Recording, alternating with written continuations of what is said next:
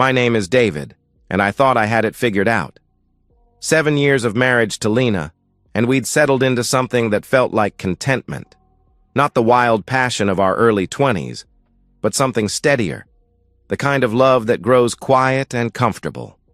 Our house on Maple Street wasn't much to look at from the outside. A modest 2-story colonial with blue shutters and a front porch that sagged slightly on the left side. But Lena had transformed the interior into something you'd see on her Pinterest boards. Mason jar centerpieces, distressed wood furniture, and those little inspirational signs that said things like, "Live, laugh, love," in cursive script. We'd been trying for kids for 3 years now. Not obsessively, but with the quiet hope that comes with each passing month. Lena would get that look in her eyes around her period. Disappointed, but not devastated. We'd agreed we had time. She was 31, I was 33. Tuesday morning started like any other. I kissed Lena goodbye as she left for her job at the elementary school, then settled in for another day of remote work. I'm a software engineer for a mid-sized firm in Cincinnati, which means I spend most of my days in our converted spare bedroom debugging code and attending video calls. That afternoon, I remembered my cousin Jake was coming to visit for the weekend. He'd called a few days earlier. His girlfriend had kicked him out again, and he needed somewhere to crash. If he was going to sleep in our guest bedroom, I needed to make sure it was actually habitable. I climbed the stairs around 3 o'clock, pushing open the door to the room we rarely used. Lena had decorated it in her usual style. Cream-colored walls, a quilt her grandmother had made, and a small wooden nightstand with a lamp that cast warm light. I pulled the vacuum from the hallway closet and plugged it in, running it over the hardwood floors in long, methodical strokes. The familiar hum filled the room as I worked my way around the bed, under the window, behind the nightstand. That's when I saw it. A small glass ashtray, pushed far back behind the nightstand where it would be invisible unless you were looking at just the right angle. 3 cigarette butts lay inside, their filters stained yellow and brown. The smell hit me a second later, stale tobacco mixed with something else. My hand froze on the vacuum handle. Neither Lena nor I smoked. We never had. She was actually militant about it. Refused to eat at restaurants that allowed smoking, made faces when we walked past people with cigarettes. "It's disgusting," she'd say. "I don't understand how anyone can stand the smell." I unplugged the vacuum and crouched down, pulling the ashtray out from behind the nightstand. The cigarettes were American Spirits, the blue package. 2 of the butts had lipstick on them, a shade of red I didn't recognize, darker and more dramatic than anything I'd ever seen Lena wear. The 3rd cigarette was clean, smoked down to the filter by someone who didn't wear makeup. My stomach dropped. I stared at the ashtray, trying to construct some innocent explanation. Maybe Lena had been cleaning for someone else? Maybe Jake had been here earlier than I thought. But even as I ran through the possibilities, I knew they were nonsense. I took a picture of the ashtray with my phone, then another from a different angle. My hands were shaking slightly, but my mind felt strangely clear. I put the ashtray back exactly where I'd found it. The rest of the afternoon passed in a haze. I finished vacuuming, changed the sheets, made sure the room was ready. But every few minutes I found myself back in the doorway, staring at the spot where I'd found the ashtray. Lena came home at 5:30. Same as always. Her keys hit the ceramic bowl by the entrance, and she appeared in the kitchen doorway wearing her teaching clothes, a cardigan and slacks that made her look younger than her 31 years. "How was your day?" Lena asked. "Good," I called back, surprised at how normal my voice sounded. "Just getting ready for Jake." She nodded and started pulling ingredients out for dinner. I watched her move around the kitchen, the same routine we'd followed for years, and tried to see something different in her face. Some sign of guilt or deception. But she looked exactly like she always did. My wife, preparing our evening meal, humming softly under her breath. That night, as she took her shower, I sat on our bed and listened to the water running. In a few minutes, she'd emerge in her terry cloth robe, hair wrapped in a towel, and she'd kiss my cheek before settling in to grade papers. Our routine, our life, our marriage. But now I knew that somewhere in this house, hidden behind furniture in a room we rarely used, was evidence that nothing was what it seemed. The bathroom door opened, and Lena stepped out in a cloud of lavender-scented steam. She smiled at me, the same warm, genuine smile she'd given me for 7 years, and leaned down to kiss my cheek. "I love you," Lena said, just like she did every night.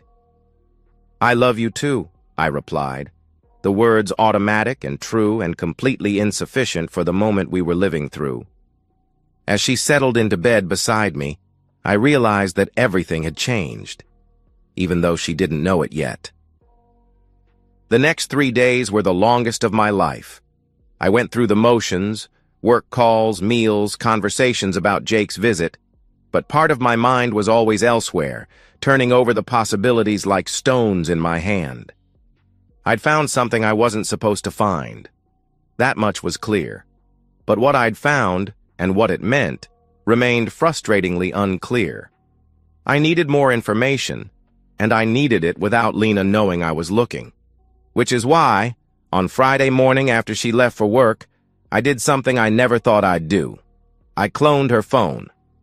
I'm a software engineer, which means I understand technology in ways most people don't. I also understand privacy, trust, and the ethical implications of surveillance. What I was about to do violated every principle I'd ever held about respecting my wife's personal space. But the ashtray had changed the rules of our marriage, even if only one of us knew it yet. The process took exactly 5 minutes. Lena had left her phone charging on the kitchen counter, something she did every morning. I connected it to my laptop, ran a mirroring program I'd downloaded the night before, and synced it to my device. From now on, every text, every call, every app notification she received would appear on my phone as well. My hands were trembling as I disconnected her device and put it back exactly where she'd left it. I felt like a criminal, but also like someone who'd been forced into criminal behavior by circumstances beyond his control. For the first day, nothing happened. Normal texts from her sister about weekend plans, work emails about parent-teacher conferences, a reminder about a dentist appointment. I began to wonder if I was losing my mind, if the cigarette butts had some innocent explanation I hadn't considered. Then, on Saturday evening, everything changed. Lena was making her famous baked ziti, the recipe she'd learned from her Italian grandmother, the one she trotted out whenever we had company coming. Jake had texted that he'd be arriving around 8, and she wanted everything perfect. She moved around the kitchen with practiced efficiency, browning ground beef and layering noodles while I sat at the breakfast bar with a beer, watching her work. "You're quiet tonight," Lena said, glancing over her shoulder as she stirred the meat sauce. "Just tired. Long week," I replied. Lena nodded sympathetically. "Well, it'll be nice to have Jake here. It's been too long since we've had family visit." My phone buzzed with a text notification. Without thinking, I glanced down, and my world imploded. The message was to Lena from someone listed in her contacts as Greg Turner, gym buddy. "He leaves for his walk at 9:30. Come then." I stared at the screen, reading the words over and over. Greg Turner, our next-door neighbor, the guy who'd helped me fix my lawnmower last spring, the guy whose wife Rachel brought us cookies at Christmas. Lena was laughing at something on the TV behind me, completely unaware that I'd just discovered the mechanism of my own betrayal. She served the ziti onto plates, poured wine, sat down across from me at our small dining table. "This looks amazing," I said, and my voice sounded normal.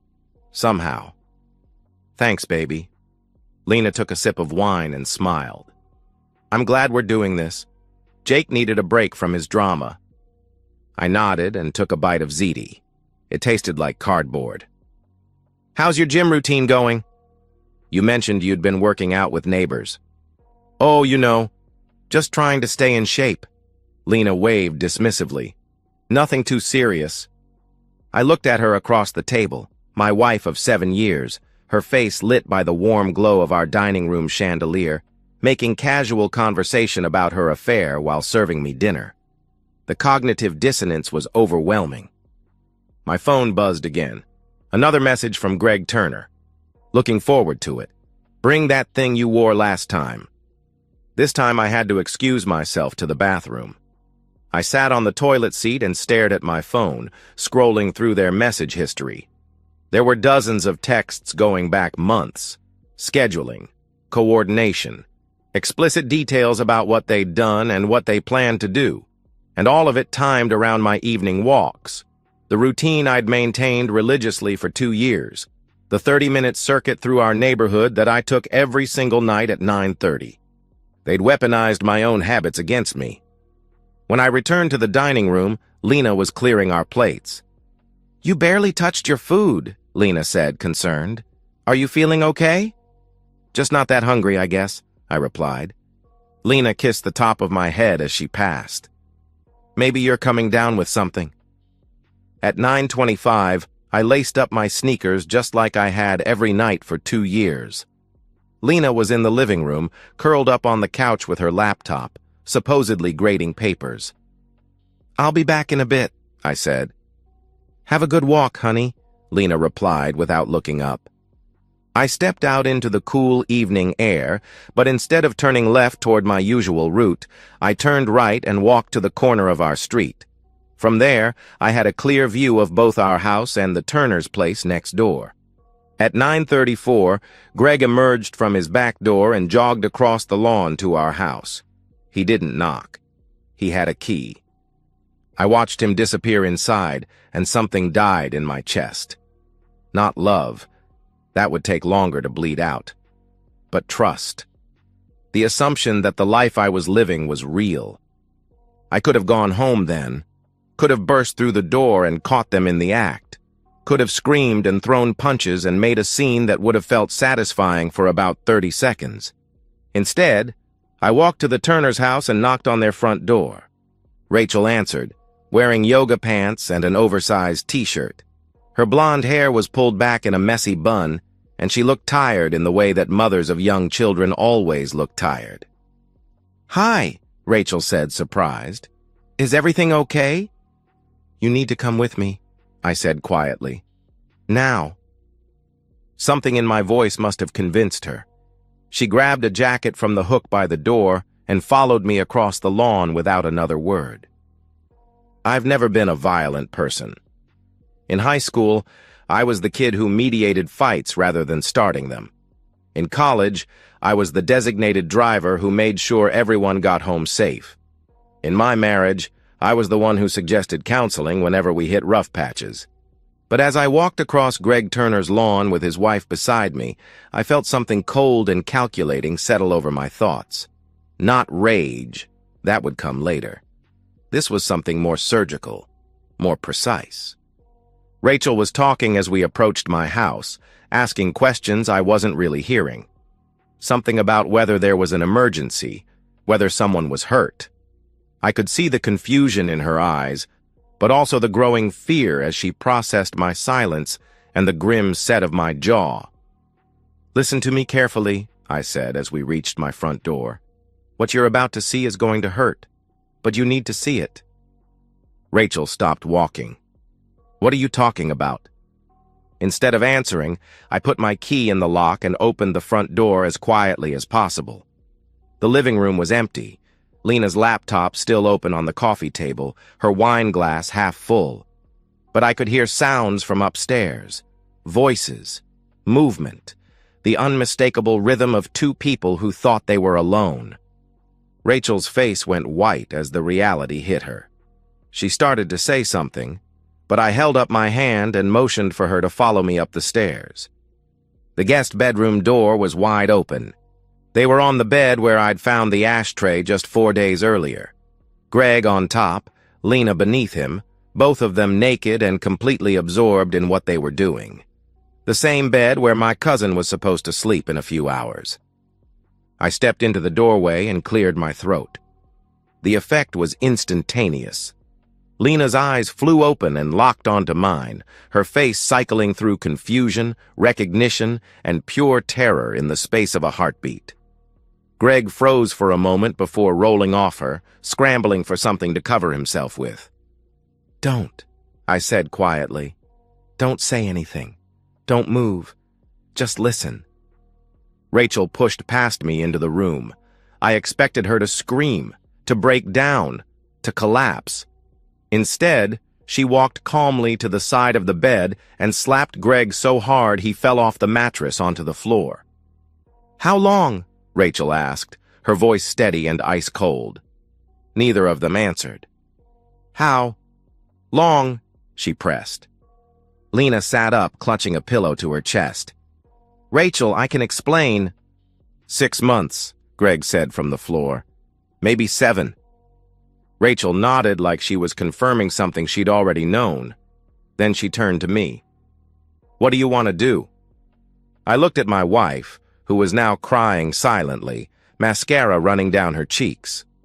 I looked at my neighbor, who was trying to gather his clothes from where they'd been scattered around the room. I thought about 7 years of marriage, about the house we'd built together, about the children we'd planned to have. "Get out," I said. "Both of you, right now, naked." "Please," Lena whispered. "Let me put on—" "No." The word came out harder than I'd intended. "You want to act like animals? You can leave like animals. Out of my house. Now." Greg opened his mouth to argue, but Rachel cut him off. "Do what he says. You've done enough." They stumbled out of the bedroom, down the stairs, and through the front door. I watched from the living room window as they ran across the lawn to their own house, Greg trying to cover himself while Lena wrapped her arms around her chest. The neighbors weren't out, but Mrs. Henderson across the street was walking her dog. I saw her stop and stare, her mouth falling open as she processed what she was witnessing. By tomorrow, the whole street would know. Rachel sat down heavily on my couch, still staring out the window. "I should have known," Rachel said. "All those evening workouts, all those times he came home smelling like perfume he claimed was from the gym." "I only figured it out 4 days ago," I said. "What gave it away?" she asked. I told her about the ashtray, about the cigarette butts with lipstick. She nodded grimly. "He's been smoking again. I found a pack in his truck last week, but he said he was holding it for a friend." Rachel laughed, but there was no humor in it. "God, we're idiots." "No," I said. "We're not idiots. We're people who trusted our spouses. There's a difference." We sat in silence for a while, two people who'd had their lives detonated in the span of 5 minutes. Outside, the neighborhood was quiet again. Normal, as if nothing had happened. But everything had happened, and there was no going back. Jake arrived an hour later to find me on the front porch with Rachel, both of us drinking beer and staring at the street like we were waiting for something. "This is weird," Jake said, looking between us. "Where's Lena? And why is there women's clothing scattered on the lawn?" I handed him a beer. "It's been an interesting evening." Jake looked at the clothes again, then at Rachel, then at me. Understanding dawned on his face. "Oh, shit," Jake said. "Oh, dude. I'm sorry." "Yeah," I said. "Me too." We sat on the porch until nearly midnight, not saying much, just existing in the aftermath of the explosion. Rachel went home eventually, after Greg called to tell her he was staying at his brother's place. That night, I slept alone in my own bed for the first time in 7 years. The house felt different, emptier, but also somehow cleaner, like a fever had broken. Tomorrow, the real work would begin. Monday morning, I called in sick to work and made an appointment with the best divorce attorney in town. Jennifer Walsh had a reputation for being thorough, aggressive, and expensive. She was worth every penny. I brought printouts of every text message, every photo, every piece of digital evidence I'd gathered. I also brought Rachel Turner, who'd decided she was done with Greg's nonsense and wanted to coordinate our legal strategies. Jennifer sat behind her mahogany desk, studying the evidence with the clinical detachment of someone who'd seen it all before. Her gray hair was pulled back in a severe bun, and her reading glasses made her look like a librarian who'd gone to law school for revenge. "This is comprehensive," Jennifer said after 20 minutes of silence. "Almost obsessively so." "I'm a software engineer," I said. "I document everything." "Good. That's going to make this very straightforward." Jennifer set the papers aside and looked at both of us. "In Ohio, we have no-fault divorce, which means adultery doesn't technically matter for the dissolution itself, but it matters enormously for asset division, spousal support, and custody arrangements." Rachel leaned forward. "We have 2 kids, 8 and 10. Then this evidence is going to be devastating for your husband. Courts don't look kindly on parents who prioritize affairs over family stability." Jennifer turned to me. "Any children?" "Number. But we own the house together, have joint bank accounts, retirement funds. All of which will be much easier to divide in your favor given this documentation." Jennifer tapped the printouts. "Your wife won't have much leverage to negotiate. Neither will Mr. Turner." The legal process moved faster than I'd expected. Jennifer was right. Neither Lena nor Greg had the guts to fight it. When confronted with the evidence, their attorneys advised them to settle quickly and quietly. Lena signed over her half of the house without argument. She kept her car and her personal belongings, but everything else, the retirement accounts, the savings, the furniture she'd so carefully chosen, stayed with me. She moved in with her sister in Columbus, taking a teaching job at a school district an hour away. Greg's situation was worse. Rachel got primary custody of their kids, the house, and most of their assets. The family court judge was particularly unsympathetic to Greg's explanations about needing space and feeling unfulfilled in his marriage. He lost his shared custody arrangement and was relegated to supervised visits every other weekend. The whole process took 3 months, fast, clean, and undeniable. During those 3 months, Rachel and I found ourselves spending more time together. Not romantically, we were both too raw for that, but as 2 people who'd survived the same shipwreck and understood what the other was going through. She'd come over in the evenings after her kids were asleep, and we'd sit on my back deck drinking beer and talking about everything except our ex-spouses. She told me about her job as a physical therapist, about the satisfaction of helping people recover from injuries and trauma.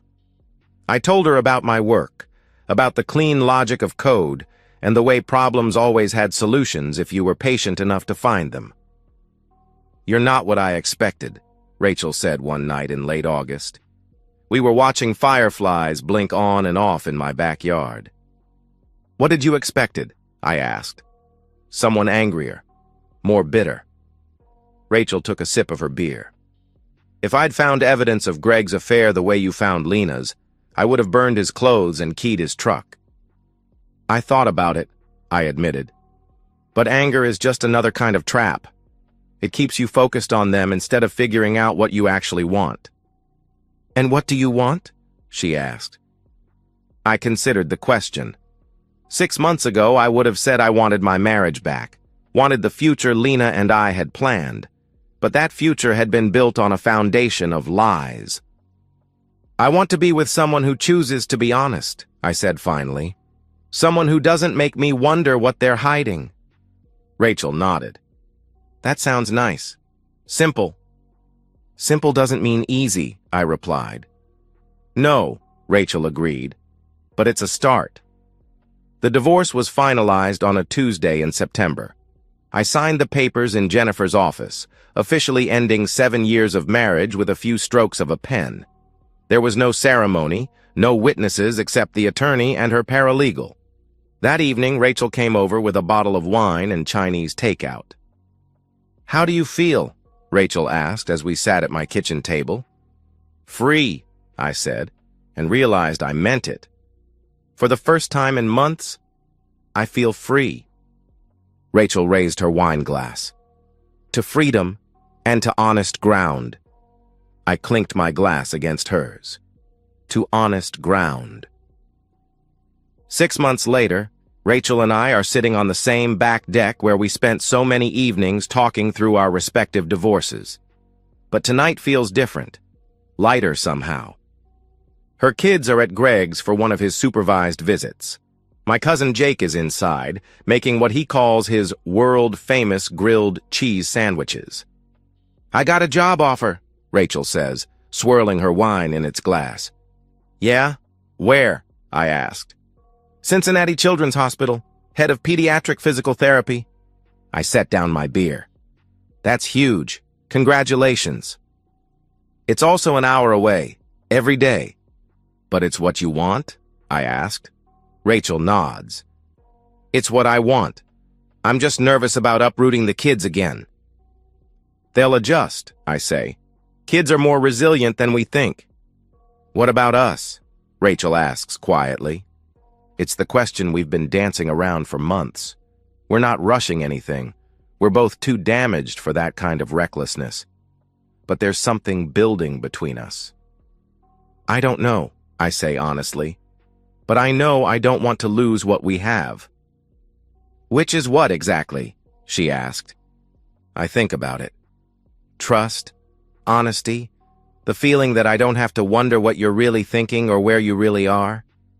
Rachel nods. "I've never had that before. Not really." The sliding door opens and Jake appears with grilled cheese sandwiches. Did someone order room service? After he goes back inside, Rachel and I eat in comfortable silence. The September air carries the first hint of autumn coolness.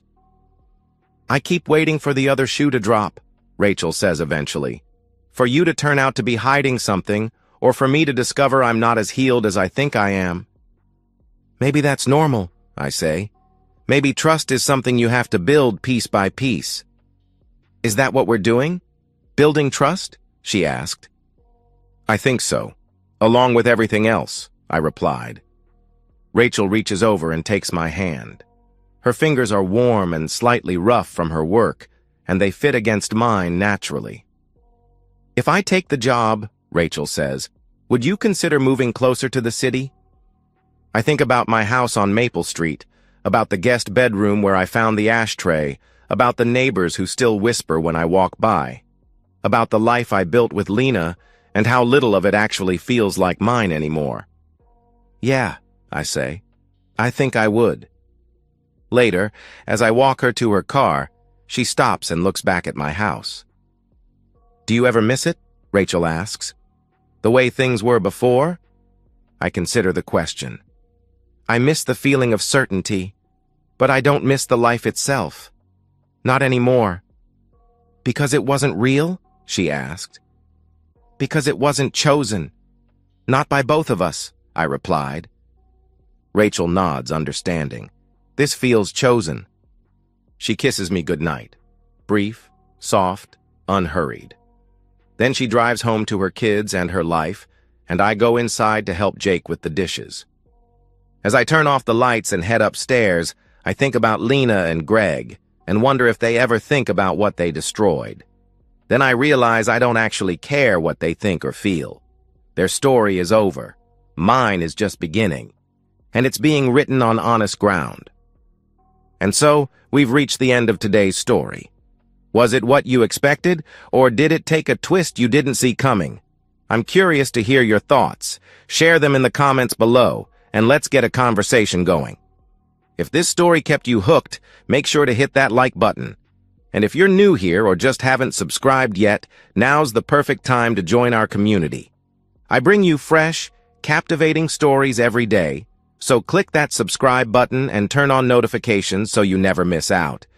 Thanks for watching, and I'll see you in the next one.